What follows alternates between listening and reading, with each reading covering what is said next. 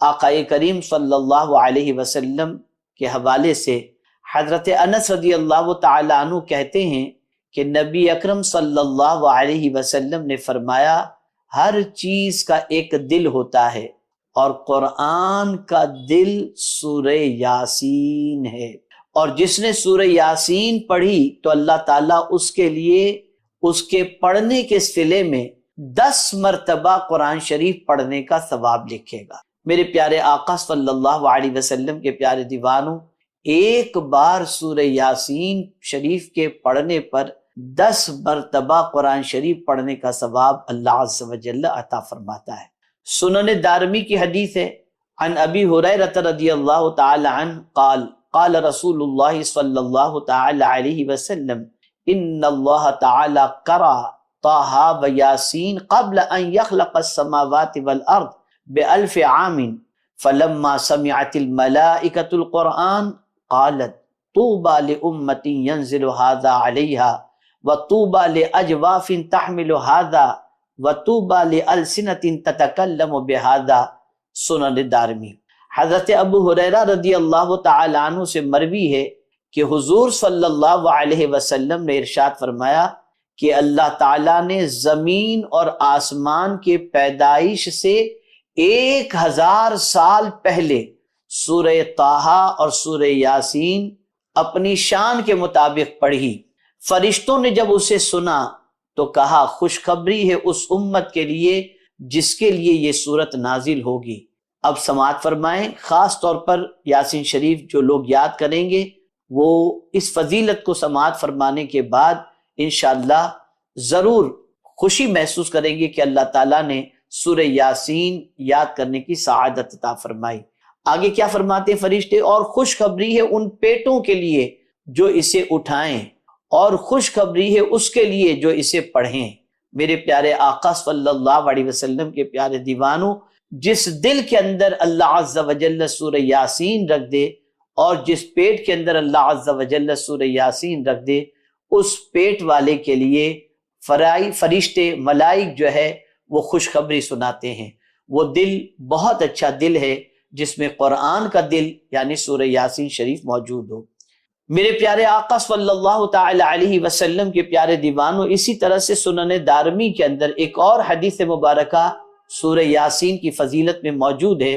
عن ابی ہریرہ رضی اللہ تعالی عنہ قال قال رسول اللہ صلی اللہ علیہ وسلم من قرأ یاسین فی لیلۃ ابتغاء وجہ اللہ غفر له فی تلک اللیلہ۔ حضرت ابو ہریرہ رضی اللہ تعالی عنہ سے مروی ہے کہ حضور صلی اللہ علیہ وسلم نے فرمایا جس نے رات میں اللہ کی رضا کے لیے سورہ یاسین کی تلاوت کی تو اللہ تعالیٰ نے اسے اسی رات میں بخش دیا، یعنی وہ بخش دے گا۔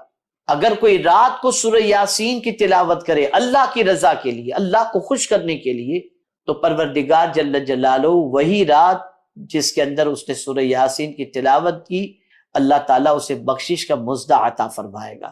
اسی طریقے سے سنن دارمی کے اندر ایک اور حدیث مبارکہ ہے، عن عطاء ابن ابی رباح قال بلغنی ان رسول اللہ صلی اللہ علیہ وسلم قال من قرأ یاسین فی صدر النہار قضیت حوائجہ۔ حضرت عطاء ابن ابی رباح رضی اللہ تعالی عنہ فرماتے ہیں کہ مجھ تک یہ بات پہنچی کہ حضور صلی اللہ علیہ وسلم نے فرمایا جو دن کے شروع میں سورہ یاسین پڑھے گا اس کی تمام حاجت پوری کی جائے گی۔ سبحان اللہ سبحان اللہ۔ آپ ذرا کر کے دیکھیں، سورہ یاسین کو صبح کے وقت پڑھ کر کے دیکھیں، انشاءاللہ العظیم اللہ رب العزت جل جلالہ کس طریقے سے حاجتیں پوری فرماتا ہے آپ خود محسوس کریں گے۔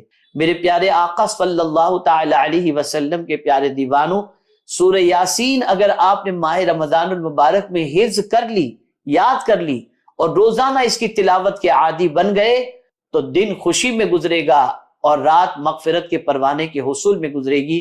اس لیے میرے پیارے آقا صلی اللہ علیہ وسلم کے ارشادات پر یقین کامل رکھیں، اس لیے کہ سرکار صلی اللہ علیہ وسلم کی زبان سے سچی زبان اور کس کی ہو سکتی ہے جب حضور صلی اللہ علیہ وسلم نے فرما دیا کہ جو شخص دن کے آغاز کے اندر سورہ یاسین کی تلاوت کرے اللہ تعالیٰ اس کی حاجتوں کو پوری فرماتا ہے، یقیناً میرا مولا اس پڑھنے والے کی حاجتوں کو ضرور پورا فرمائے گا۔ اسی طریقے سے سنن ابن دارمی کی ایک اور حدیث مبارکہ ہے، ان شہر ابن حوشب قال قال ابن عباس من قرأ یاسین حین یصبح اعطی یسر یومہ حتی یمسی ومن قرأ فی صدر لیلہ اعطی یسر لیلتہ حتی یصبح۔ حضرت شہر ابن حوشب رضی اللہ تعالیٰ عنہ سے مروی ہے کہ حضرت ابن عباس رضی اللہ تعالیٰ عنہ نے فرمایا، جو صبح کو سورہ یاسین پڑھے گا تو شام تک اس کا دن آسانی سے گزرے گا، اور جو رات کو پڑھے گا تو صبح تک اس کی رات آسانی سے گزرے گی۔ سبحان اللہ، صبح پڑھیں تو رات تک آسانی، رات کو پڑھیں تو صبح تک آسانی۔ اور پڑھنے میں ٹائم کتنا لگتا ہے؟ بمشکل تمام 5 سے 7 منٹ۔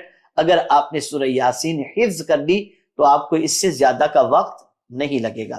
اسی طریقے سے میرے پیارے آقا صلی اللہ تعالی علیہ وسلم کے پیارے دیوانوں، ایک اور حدیث مبارکہ سماعت فرمائیں۔ حضرت معقل ابن یسار رضی اللہ تعالیٰ عنہ سے مروی ہے کہ حضور صلی اللہ علیہ وسلم نے فرمایا، قرآن کا دل سورہ یاسین ہے، اور جس نے اللہ کی رضا اور حصول آخرت کی نیت سے سورہ یاسین کی تلاوت کی تو اللہ تعالیٰ اس کی مغفرت فرما دے گا۔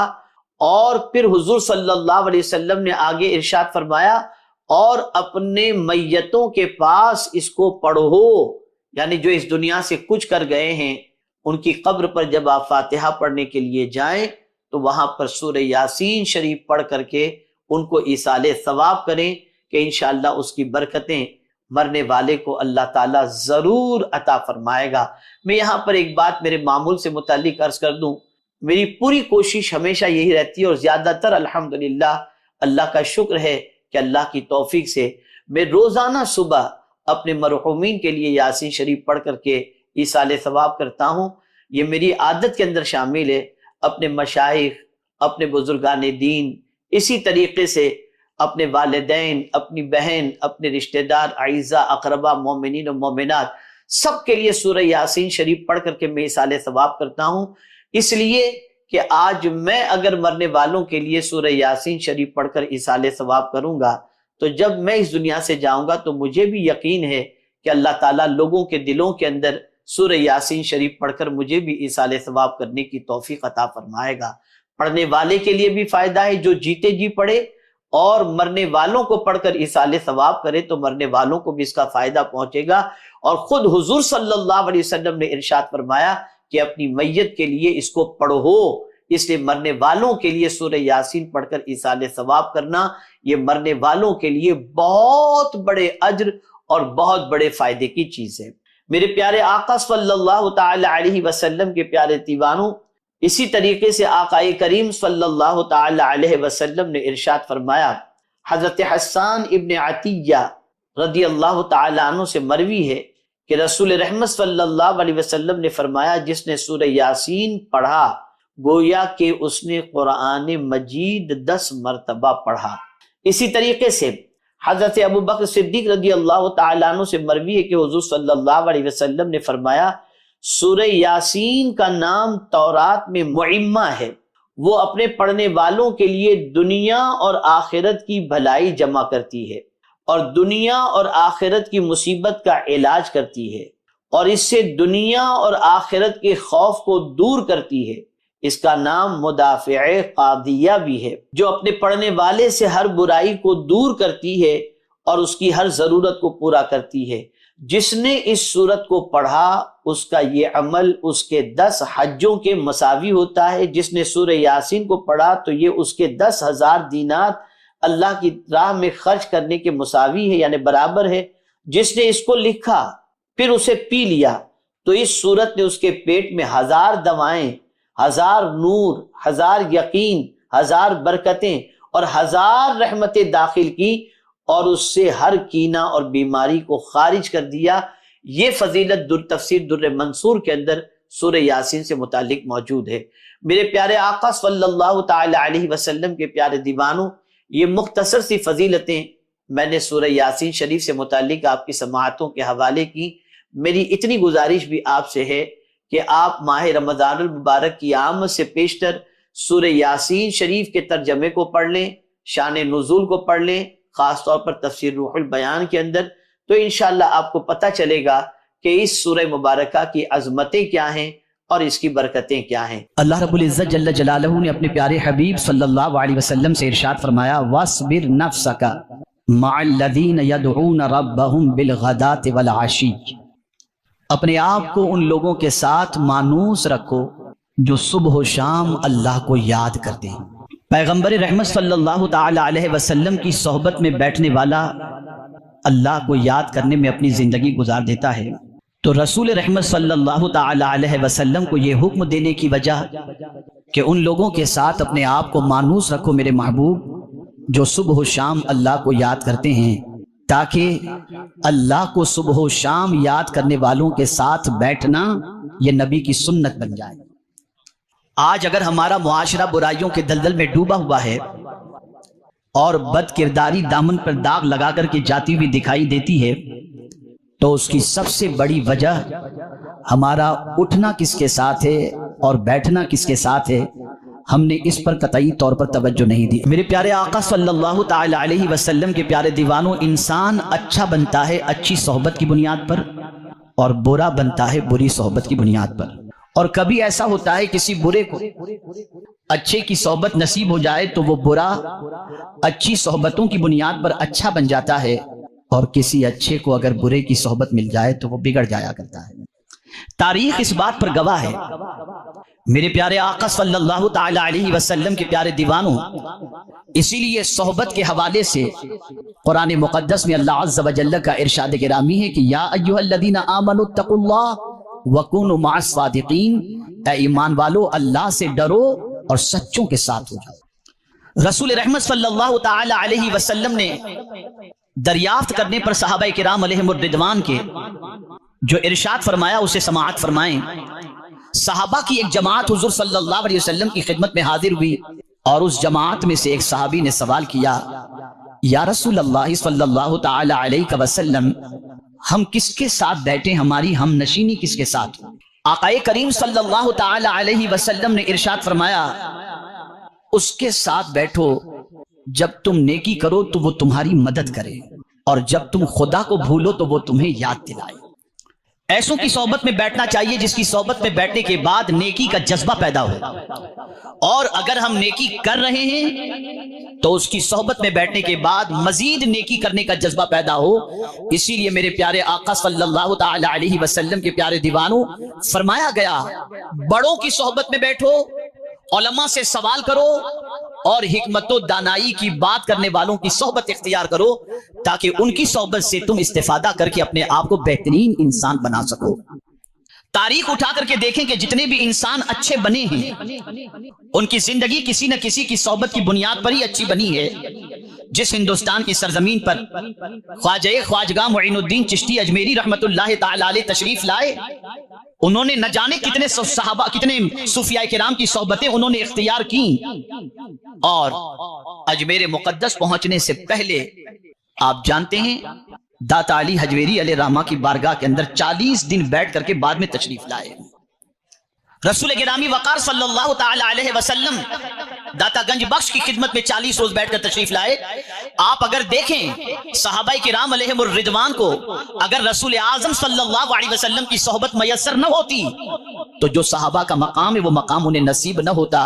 اسی لیے حضور صلی اللہ علیہ وسلم نے ان لوگوں کی زندگی جن کی زندگی صحبت رسول صلی اللہ علیہ وسلم سے پہلے کچھ اور تھی، اور مصطفیٰ پیارے صلی اللہ علیہ وسلم کی صحبت کے بعد جن کی زندگیوں میں انقلاب پیدا ہوا اور آغوش اسلام میں قدم رکھنے کے بعد ان کی زندگی میں جو نکھار پیدا ہوا، اس کے حوالے سے حضور نے سارے صحابہ کے بارے میں فرمایا اصحابی کن نجوم بأیہم اقتدیتم اہتدیتم، میرے صحابہ تاروں کی طرح ہیں، ان میں سے جس کی بھی پیروی کرو گے تم ہدایت پا جاؤ گے۔ ایسا تراشا کہ وہ ہادی بن گئے، ایسا تراشا کہ وہ رہنما بن گئے، ایسا تراشا کہ وہ قائد بن گئے، ایسا تراشا کہ میرے پیارے آقا صلی اللہ تعالی علیہ وسلم کے پیارے دیوانوں جس جنگ کے اندر شریک ہو جائیں اللہ تعالیٰ اس پہ فتح عطا فرما دیتا۔ اب آئیے اس تمہیدی گفتگو کے بعد میں چاہوں گا کہ ایک واقعہ آپ کے سامنے پیش کروں، اور اسی پورے واقعے کے ذریعے ہمارے سامنے پوری زندگی کا دستور آ جائے، اور ہمیں اپنی زندگی میں کیا کرنا چاہیے وہ ساری چیزیں سمجھ میں آ جائیں۔ ایک بات یاد آ گئی تو عرض کر دوں، مولانا روم رحمت اللہ تعالی علیہ اچھی صحبت کے بارے میں فرماتے ہیں کہ جب کانٹے کو اللہ نے پیدا کیا تو کانٹے نے اللہ کی بارگاہ میں عرض کیا، میرے کریم تیری شان تو میں نے سنی ہے کہ تو ستار العیوب ہے، عیبوں کو چھپانے والا، اب تو نے مجھے کانٹا بنا دیا ہے تو اب مجھ میں تو یہ عیب ہے، تو میرا عیب کیسے چھپے؟ تو رب نے فرمایا غم نہ کر، تجھ پر میں پتیوں کو رکھ دوں گا تاکہ تیرا عیب چھپ جایا کرے۔ اندازہ لگائیں، پتیوں کی صحبت کی بنیاد پر کانٹوں کا عیب اللہ نے چھپا دیا۔ میرے پیارے آقا صلی اللہ علیہ وسلم کے پیارے دیوانوں، تو کبھی ایسا ہوتا ہے کہ انسان اچھوں کی صحبت میں رہ جائے تو اچھوں کی صحبت کی بنیاد پر اس کے اندر موجود عیبوں کو بھی اللہ عز و جل چھپا دیا کرتا۔ اب آئیے میں واقعہ آپ کو سناؤں۔ حضرت حاتم اصم رضی اللہ تعالی عنہ، انہوں نے حضرت شفیق بلخی رحمت اللہ تعالی علیہ کی صحبت میں 30 سال گزارے۔ 30 سال تک حضرت شفیق بلخی رحمت اللہ تعالی علیہ کی صحبت میں حضرت حاتم اصم نے گزارے۔ کون ہے حضرت شفیق بلخی علیہ رحمہ؟ یہ 100-200 سال کے پرانے بزرگ نہیں، امام اعظم کے شاگرد ہیں۔ آپ کا وصال 2 روایتیں، ایک روایت 156 سال کی ہے، ایک روایت 194 ہجری کی ہے۔ آپ سوچئے 1200 ساڑھے 1200 سال پرانے بزرگ ہیں حضرت شفیق بلخی رحمت اللہ تعالی علیہ۔ ان کی صحبت میں حضرت حاتم اصم نے 30 سال گزارے۔ اب اصم کے معنی کیا ہوتا ہے؟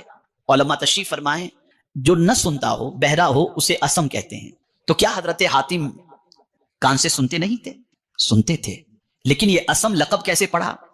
کیسے پڑھا جانتے ہیں آپ؟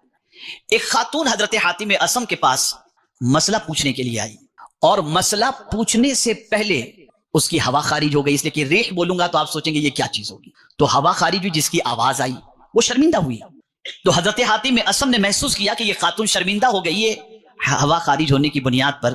پھر اس کے بعد اس نے سوال پوچھا، تو اس کی شرمندگی کو مٹانے اور اس عیب کو چھپانے کے لیے حضرت حاتم نے فرمایا ذرا زور سے بولو، ایسا کان پکڑ کے آپ نے فرمایا، تو اس کو اطمینان ہو گیا کہ میری ہوا خارج ہونے کو حضرت حاتم نے سنا نہیں ہے، اور اس کے بعد اس کے چہرے پر مسکراہٹ آ گئی۔ تب سے آپ کا نام حضرت حاتم اصم پڑ گیا۔ مزاج دیا حضرت حاتم اصم نے، ذلیل نہ کیا کرو، عیب چھپانا یہ اللہ کی سنت بھی ہے، مصطفیٰ کی سنت بھی ہے، اور اولیاء کی سنت کریمہ بھی ہے، اور ایمان کے شعبوں میں سے یہ چیز ہے۔ من ستر مؤمنا فقد سترہ اللہ فی الدنیا والآخرہ، جس نے کسی مومن کے عیب کو چھپایا اللہ دنیا اور آخرت میں اس کے عیب کو چھپائے گا۔ اس وجہ سے حضرت حاتم کا نام حاتم اصم پڑا، مشہور ہو گئے۔ اب سنیے، حضرت شفیق بلخی رحمت اللہ تعالی علیہ بہت بڑے بزرگ تھے، بہت بڑے بزرگ۔ اپنے زمانے کے اندر تصوف میں ان کو بڑا کمال حاصل تھا، بڑے بڑے زہاد اور بڑے بڑے فقیہ اور علماء آپ کی صحبت اختیار کیا کرتے تھے۔ ایک دن حضرت حاتم اصم سے حضرت شفیق بلخی رحمت اللہ تعالی علیہ نے پوچھا، اے حاتم تم نے 30 سال میری صحبت اختیار کی، بتاؤ 30 سال میں تم نے کیا سیکھا؟ تو حضرت حاتم اصم نے کہا کہ حضور 30 سال آپ کی صحبت میں رہ کر میں نے 8 چیزیں سیکھی۔ اب جیسے ہی انہوں نے 8 چیزیں کہیں تو حضرت شفیق بلخی رحمت اللہ تعالی علیہ فرماتے انا للہ و انا الیہ راجعون۔ پھر حضرت حاتم اصم سے فرمایا، اچھا بتاؤ وہ 8 باتیں تم نے کیا سیکھی؟ اب اسے غور سے سنیے گا تاکہ وہ آج کی نشست میں آپ بھی ان 8 باتوں کو دل و دماغ میں بٹھا کر یہاں سے اٹھے، اور میں آخر میں ان 8 باتوں کے حوالے سے حضرت شفیق بلخی رحمت اللہ تعالی علیہ نے کیا فرمایا جب حضرت حاتم اصم نے عرض کیا کہ حضور یہ 8 باتیں میں نے سیکھی، تو اس کے جواب میں حضرت شفیق بلخی علیہ رحمہ نے کیا فرمایا، یہ بات میں آخر میں آپ کے سامنے انشاءاللہ عرض کروں گا۔ حضرت شفیق بلخی رحمت اللہ تعالی علیہ نے فرمایا، حاتم بتاؤ وہ کون سی 8 باتیں تم نے سیکھی؟ اب پہلی بات فرماتے ہیں، عرض کرتے ہیں کہ حضور دنیا کے جتنے بھی محبوب ہیں، جتنے بھی محبت کرنے والے ہیں، چاہے وہ کسی بھی شکل کے اندر ہوں، میں نے دیکھا کہ ایک نہ ایک دن وہ ساتھ چھوڑ کر چلے جاتے ہیں، چاہے وہ رشتہ دار کی شکل میں ہوں، چاہے اولاد کی شکل میں ہوں، چاہے دوست کی شکل میں ہوں۔ ایک وقت آتا ہے جب سب ساتھ چھوڑ کے چلے جاتے ہیں، لیکن میں نے ایک بات آپ کی صحبت سے سیکھی، پہلی بات کہ سب ساتھ چھوڑ دیتے ہیں لیکن نیک عمل ساتھ نہیں چھوڑتا۔ اور پھر انہوں نے قرآن شریف کی آیت تلاوت کی، لن ينفعكم ارحامكم ولا اولادكم يوم القيامه اولادكم يفصل بينكم يوم القيامه والله بما تعملون بصير، او كما قال۔ اللہ ارشاد فرماتا ہے ضرور ضرور ہرگز تمہیں نفع نہیں پہنچائیں گے تمہارے رشتہ دار، تمہاری اولاد قیامت کے دن تمہارے درمیان اللہ جدائی پیدا فرما دے گا، اور جو کچھ تم عمل کرتے ہو اللہ اسے دیکھ رہا ہے۔ حضرت حاتم اعصم نے عرض کیا کہ حضور، آپ کی صحبت میں رہ کر کے میں نے یہ سیکھا کہ سب ساتھ چھوڑ دیتے ہیں، عمل ساتھ نہیں چھوڑتا، تو میں نے اپنی زندگی نیکیاں کرنے کے اندر خرچ کر دی۔ اب صبح بھی نیکی کی توفیق اللہ سے جو ملتی ہے وہ کرتا ہوں، رات بھی اللہ کی توفیق سے جو نیکی کی توفیق ملتی ہے وہ کرتا ہوں۔ یہاں یہ بات میں آپ کو بتا دوں، آج امت مسلمہ پر نیکی گرا ہوتی جا رہی ہے۔ گناہ کرنے میں تو مسلمان جلدی کرتا ہے لیکن نیکی کرنے میں جلدی نہیں کرتا۔ آقا کریم صلی اللہ علیہ وسلم کو اس بات کا ڈر تھا اور اس بات کو حضور جانتے تھے کہ ایسا زمانہ آئے گا، اسی لیے میرے آقا صلی اللہ علیہ وسلم نے فرمایا بادروا بالاعمال الصالحہ، نیکی کرنے میں جلدی کرو، ان قریب ایسا زمانہ آئے گا کہ لوگ رات کو مومن ہوں گے، صبح کو کافر ہو جائیں گے، صبح کو مومن ہوں گے، شام کو کافر ہو جائیں گے۔ اور آگے حضور صلی اللہ علیہ وسلم ارشاد فرماتے ہیں چند روپیوں کے لیے، چند مال کے لیے آدمی اپنے دین کو بیچ دے گا۔ ایسے زمانے کے آنے سے پہلے حضور فرماتے ہیں نیکی میں جلدی کرو۔ آپ ذرا مجھے بتاؤ، صبح سے لے کر رات تک ہم کتنی نیکیوں کو اپنے دامن میں جمع کرتے ہیں اور اپنے دامن میں گناہوں کو کتنا جمع کرتے ہیں؟ ہماری طبیعت میں نیکیوں کا شوق کتنا ہے؟ تو ہمارا وجدان اندر سے جواب دے گا۔ ہماری زندگی نیکی کے سلسلے میں سستی میں گزرتی چلی جاتی ہے اور گناہوں کے سلسلے میں چستی کے اندر گزرتی چلی جاتی ہے۔ کبھی کبھی ایسا ہوتا ہے ایک نیکی کے عوض میں بندہ بخش دیا جاتا ہے، اور کبھی ایسا ہوتا ہے کہ نیکی اور گناہ کے اکول ہونے کے بعد بندے کو کوئی قیامت میں نیکی دیتا ہوا نظر نہیں آتا۔ اب سنیے، آپ جو لوگ نیکی کو ہلکا سمجھتے ہیں، معمولی سمجھتے ہیں، وہ غور سے سنیں۔ حضرت کعب رضی اللہ تعالیٰ عنہ فرماتے، تفسیر روح البیان کے اندر یہ موجود ہے، قیامت کے دن ایک عورت کے اعمال کو تولا جائے گا تو نیکی اور گناہ دونوں برابر ہو جائیں گے۔ اللہ قیامت میں ارشاد فرمائے گا میری بندی کہیں سے ایک نیکی لے کر کے آ جا تاکہ تیری بخشش ہو جائے۔ وہ عورت جس کو پورا یقین تھا کہ دنیا میں میرا بیٹا کبھی میری معمولی تکلیف بھی برداشت نہیں کر سکتا تھا، آج میں اگر میدان محشر میں اپنے بیٹے کو پالوں تو میرا بیٹا ضرور مجھے ایک نیکی عطا کرے گا۔ حضرت کعب رضی اللہ تعالیٰ عنہ فرماتے میدان محشر میں وہ تلاش کرنے نکلے گی اپنے بیٹے کو، بیٹا مل جائے گا۔ ماں اپنے بیٹے سے کہے گی میرے بیٹے، میری نیکیاں اور گناہ دونوں اکول ہو چکے ہیں، ایک نیکی مجھے دے دے تاکہ تیری ماں کی بخشش ہو جائے۔ وہ بیٹا جو ماں کے سر کے درد کو برداشت نہیں کر سکتا تھا، وہ بیٹا جو ماں کی آنکھ میں کبھی آنسو دیکھنا گوارا نہیں کرتا تھا، وہ بیٹا جو ماں کو ہمیشہ مسکراتا ہوا دیکھنا چاہتا تھا، وہی بیٹا قیامت میں جب ماں کہے گی بیٹا مجھے ایک نیکی دے تو بیٹا کہے گا ماں آج کے دن میں تیری کوئی مدد نہیں کر سکتا، اس لیے کہ ابھی میرا ہی حساب نہیں ہوا ہے۔ اب مارس کرے گی میرے لخت جگر، 9 مہینے تک میں نے تجھے اپنے شکم میں اٹھا کر کے رکھا، بیٹے اس کا واسطہ مجھے ایک نیکی دے دے، تیری ماں جنت میں چلی جائے گی۔ بیٹا کہے گا ماں آج کے دن میں تیری کوئی مدد نہیں کر سکتا۔ ماں کہے گی 2 سال تک میں نے تجھے دودھ پلایا، تیری نجاستوں کو صاف کیا، تیرے لیے میں نے راتیں جاگ جاگ کر کے گزاری ہیں، میرے بیٹے مجھے ایک نیکی عطا کر دے۔ بیٹا کہے گا ماں آج کے دن میں تیری